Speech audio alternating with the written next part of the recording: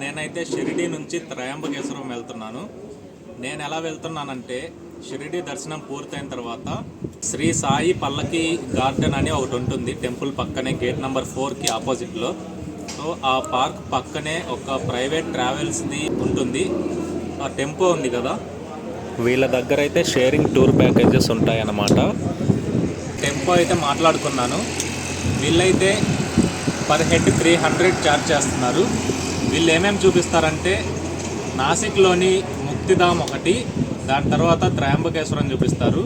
త్రయంబకేశ్వరం నుంచి రిటర్న్ వెళ్ళేటప్పుడు నాసిక్లో చూడవలసిన 5 నుంచి 6 ప్లేసెస్ వరకు ఉన్నాయి. రిటర్న్లో అయితే అవి చూపిస్తారు. ప్రజెంట్ అయితే త్రయంబకేశ్వరం దగ్గరలో లంచ్ చేయడానికైతే ఆగాము ఒక హోటల్ దగ్గర. ఇప్పుడే లంచ్ పూర్తయింది.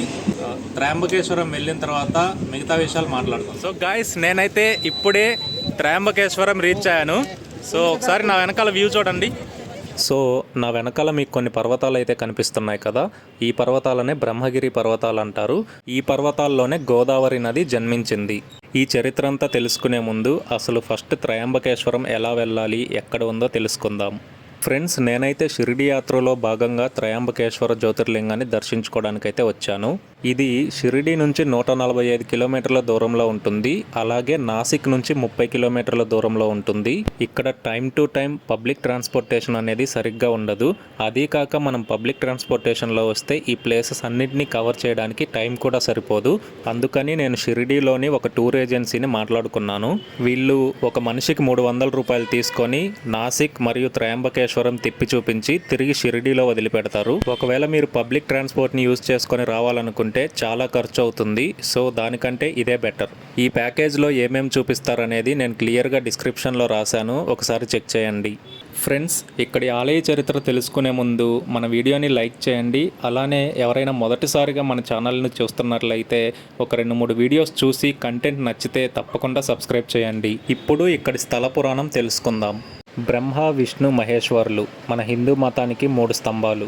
బ్రహ్మదేవుడు ఈ విశ్వ సృష్టికర్త, విష్ణువు ఈ విశ్వాన్ని పాలించేవాడు, మహేశ్వరుడు ఈ విశ్వాన్ని అంతం చేయగలిగే శక్తి ఉన్నవాడు. ఈ త్రిమూర్తుల్లోని ఒకరి ఆలయం మహారాష్ట్రలోని గోదావరి నది ఒడ్డున ఉంది. ఇప్పుడు మీరు చూస్తున్నారు కదా, ఇదే ఆ ఆలయం, త్రయంబకేశ్వర జ్యోతిర్లింగాలయం. అయితే ఈ ఆలయంలో ఒక అతిపెద్ద రహస్యం దాగి ఉంది. అదే ఈ ఆలయంలో ఉన్న శివలింగం. ఫ్రెండ్స్, ఇప్పుడు మీరు చూస్తున్నారు కదా, ఇదే టెంపుల్ యొక్క మెయిన్ ఎంట్రన్స్ అన్నమాట. ఇక్కడ నుంచి మనకి బ్రహ్మగిరి పర్వతాలు చాలా క్లియర్గా కనిపిస్తున్నాయి.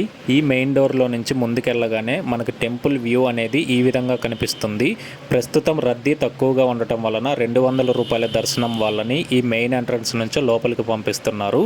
ఈ మెయిన్ ఎంట్రన్స్కి మనం ఎదురుగా నిలబడ్డామంటే కుడివైపున మనం ఒక రథం చూడొచ్చు. అలానే బ్యాగ్ లాకర్స్, షూ స్టాండ్ కూడా చూడొచ్చు. అలానే ఎడమ వైపుకి వెళ్ళామంటే మనకి 200 రూపాయలకి సంబంధించిన దర్శనం టికెట్స్ అయితే లభిస్తాయి. ఇప్పుడు నేను ఫ్రీ దర్శనానికి వెళ్తున్నాను. ఫ్రీ దర్శనం ప్రాసెస్ ఏంటి, ఎలా వెళ్ళాలో ఇప్పుడు తెలుసుకుందాం. ఫ్రెండ్స్, ఇందాక మీకు మెయిన్ ఎంట్రన్స్లో రథం చూపించాను కదా, ఆ రథం ఉన్న వైపు అంటే కుడివైపుగా కొంచెం ముందుకు వెళ్తే మనకి రెడ్ కలర్లో ఒక యారో మార్క్ కనిపిస్తుంది. అక్కడ మీకు కనిపిస్తుందనే అనుకుంటున్నాను. అండ్ ఇక్కడ మీకు ఇంకొక ముఖ్యమైన విషయం చెప్పాలి. దయచేసి మీ మొబైల్ ఫోన్స్ కానీ పర్సనల్ థింగ్స్ కానీ ఇక్కడ ఎవ్వరికి ఇవ్వద్దు, ఎలాంటి లాకర్స్లో పెట్టుకోవద్దు. ఎందుకంటే ఇది ఫుల్ కమర్షియల్ ఏరియా, ఎవరిని నమ్మడానికి లేదు. ఇందాక ఒక రెడ్ కలర్ యారో మార్క్ అని చెప్పాను కదా, ఇదే ఆ యారో మార్క్. ఇటు సైడ్ నుంచి కొంచెం లోపలికి వచ్చామంటే మనకి షూ స్టాండ్ కనిపిస్తుంది. మీ చెప్పులైతే ఇక్కడ పెట్టుకోవచ్చు. 10 రూపీస్ ఛార్జ్ చేస్తారు.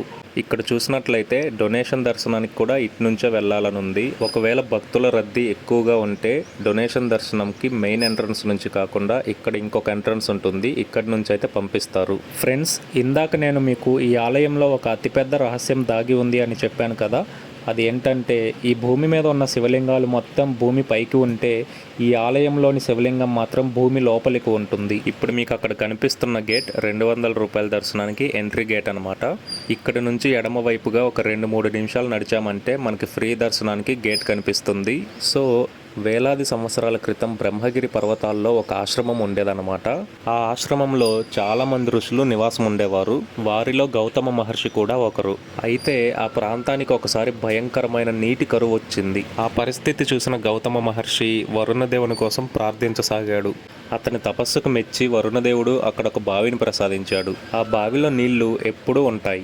గౌతమ ఋషి ఆ బావిలోని నీళ్లు జీవులన్నిటికీ ఉపయోగపడేలా చేశాడు. అప్పటి నుంచి ఆ బావి గురించి గౌతమ ఋషికి చాలా పేరు రావడం మొదలైంది. దీన్ని చూసిన మిగతా ఋషులకి గౌతమ ఋషి పైన అసూయ కలగడం స్టార్ట్ అయింది. ఫ్రెండ్స్, ఇక్కడ మీకు ఒక గేట్ కనిపిస్తుంది కదా, ఇదే ఫ్రీ దర్శనానికి ఎంట్రన్స్. లోపలికి రాగానే మనకి క్యూ కాంప్లెక్స్ కనిపిస్తుంది. ఇక్కడ ఫ్రీ దర్శనానికి 2 గంటల నుంచి 2.5 గంటల వరకు సమయం పడుతుంది.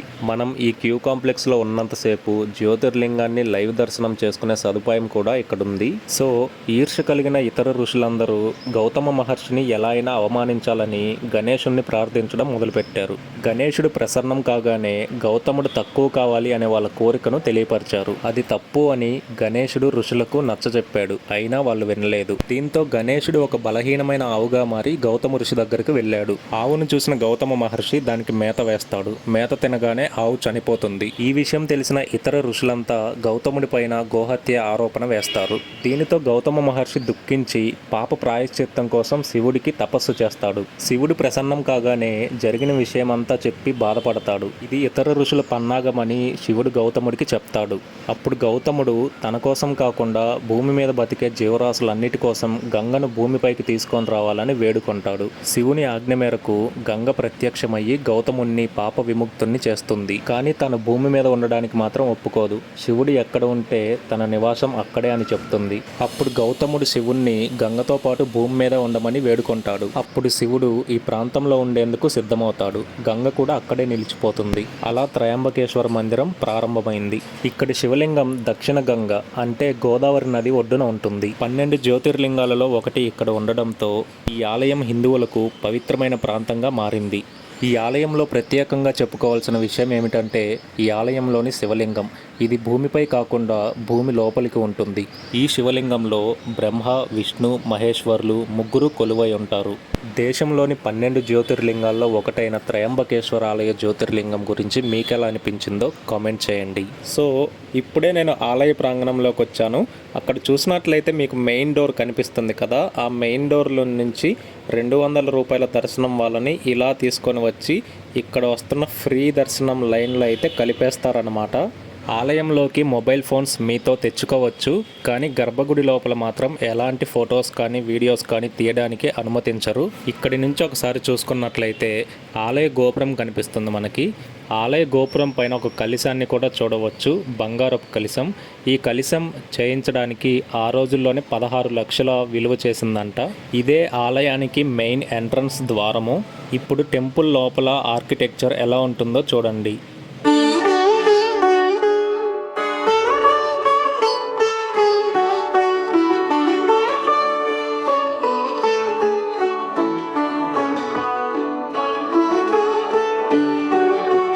అక్కడ మనకి హిందీలో హర హర మహాదేవ్ అని కనిపిస్తుంది కదా, అక్కడే ఈ జ్యోతిర్లింగం కొలువై ఉంది. అనకూడదు కానీ ఇక్కడ మేనేజ్మెంట్ ఎంత కమర్షియల్ అంటే ఒక్క 2 సెకండ్స్ కూడా మనం జ్యోతిర్లింగాన్ని దర్శించుకునే అవకాశమే ఇవ్వట్లేదు. రాగానే నెట్టేస్తున్నారు. అదే ఎవరైనా 50 రూపాయలు కానీ 100 రూపాయలు కానీ దక్షిణ ఇస్తే వాళ్ళని మాత్రం ఒక 5 నుంచి 10 సెకండ్ల వరకు ఉంచుతున్నారు. ఈ విషయాన్ని నేను ఆల్మోస్ట్ ఒక 10 నుంచి 15 నిమిషాల వరకు అక్కడే ఉండి గమనించి మీకు చెప్తున్నాను. ఇది వచ్చేసి టెంపుల్కి గడప. ఇక్కడ నుంచి బయటకు వచ్చామంటే మనకు ఒక అందమైన త్రిశూలం కనిపిస్తుంది.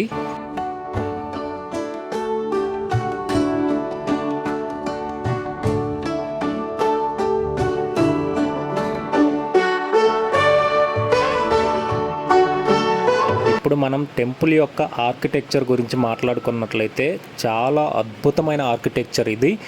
నల్లరాయితో కట్టారు. ఆ రోజుల శిల్పకళా నైపుణ్యం అనేది ఈ గుడిలో మనం క్లియర్గా చూడవచ్చు. ఇక్కడ గంగ ప్రత్యక్షమైనప్పుడు ఆ ప్రవాహ తాకిడిని ఎవ్వరూ తట్టుకోలేకపోయారు. ఆ ప్రవాహానికి అడ్డుకట్ట వేయడానికి ఇక్కడ కుష అనే పేరుతో గరికను ప్రతిష్ఠించారు. అందుకని ఈ ప్రాంతాన్ని కుషావర్త్ కుండ్ అని కూడా పిలుస్తారు.